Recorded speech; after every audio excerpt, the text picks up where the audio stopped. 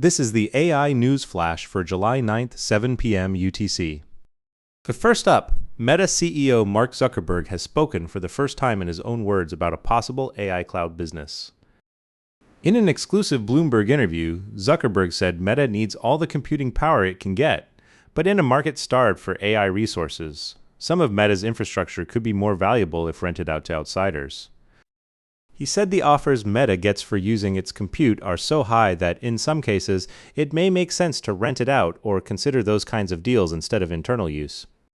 The comments follow a July 1st report that Meta is building a cloud business to sell excess AI compute, news that sent the stock sharply higher. Zuckerberg's remarks now put the CEO's own weight behind Meta's shift from an ads company toward an AI infrastructure supplier. Next, New York Fed President John Williams says AI demand is now his main inflation concern. Speaking Thursday at a New York Fed event, Williams said that among all the drivers of U.S. inflation, he is most focused on demand generated by artificial intelligence. If AI investment creates a sustained impulse to demand relative to supply, he said, that is the kind of situation where you don't look through it. If inflation proves more persistent and meaningfully higher than his baseline forecast, Williams said monetary policy would need to respond, a nod toward rate hikes. On the other hand, if things play out more benignly, he believes policy remains well-positioned. Williams offered a benchmark too. Monthly core PCE readings of 0.2% in the second half of 2026 would signal disinflation is on track. 9 Fed policymakers have already penciled in at least 1 quarter-point hike this year, putting the AI boom at the center of the rate debate. Third, Palo Alto Networks CEO Nikesh Arora says AI pricing needs to fall 90%.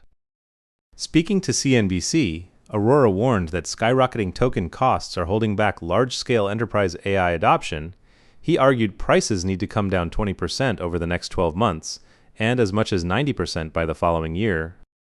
Commenting on OpenAI CEO Sam Altman's announcement that the lab's latest model is 54% more token efficient on agentic coding, Arora called it a good start.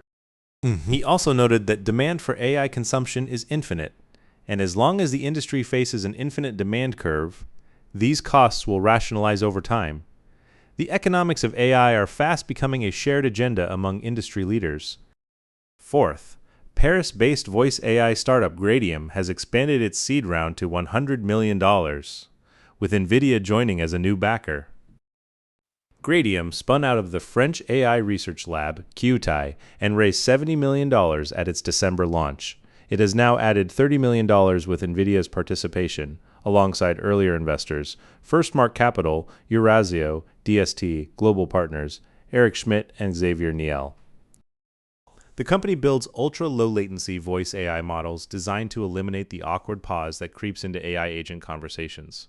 Co-founder Neil Zigidor previously worked at Google Brain and DeepMind, and French automaker Renault has been a major customer since launch.